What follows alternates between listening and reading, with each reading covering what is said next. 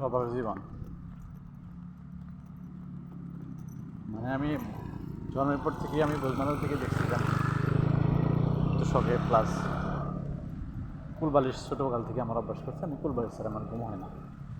এখন কুলবালিশ ছাড়া ঘুম হয় কিন্তু শখে লাগে না, কুলবালিশে লাগে না। এখন অবশ্য একটা সিস্টেম আসছে, সেটা হলো বেড দিছে, বেডে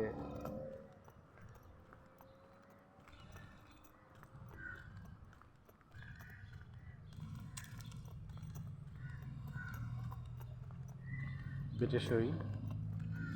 কিন্তু একটা সময় 3টা মাস শুধু ফ্লোরে ঘুমাইছি, ফ্লোর প্লাস ফ্যান ছাড়া 3টা মাস ঘুমাইছি ফ্লোরে ফ্যান ছাড়া 3টা মাস।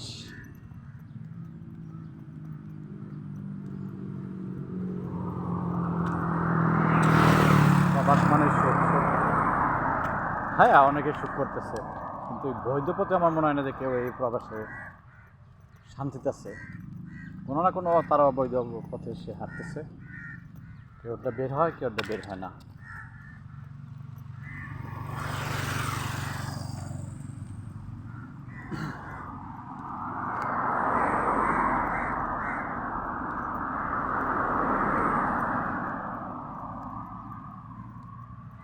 আমাদের কী হবে সেটা আল্লাহ জানে।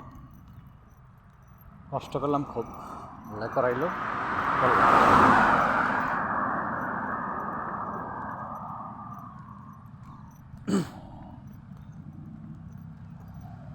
সব তো নীতির খেলা।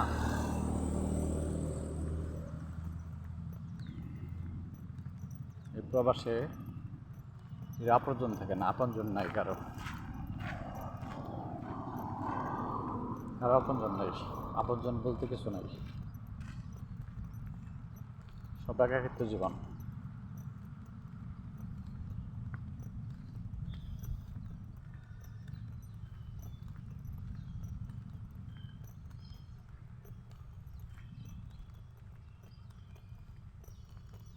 জীবনে ভুল শুধরানোর কিছু কিছু ভুল আছে, সেগুলো শুধরাইতে অনেক সময় লাগে। তো যে ভুলটা আমাদের হয়ে গেছে সেটা শুধরাইতে কতদিন লাগবে সেটা আল্লাহ পাকই জানে।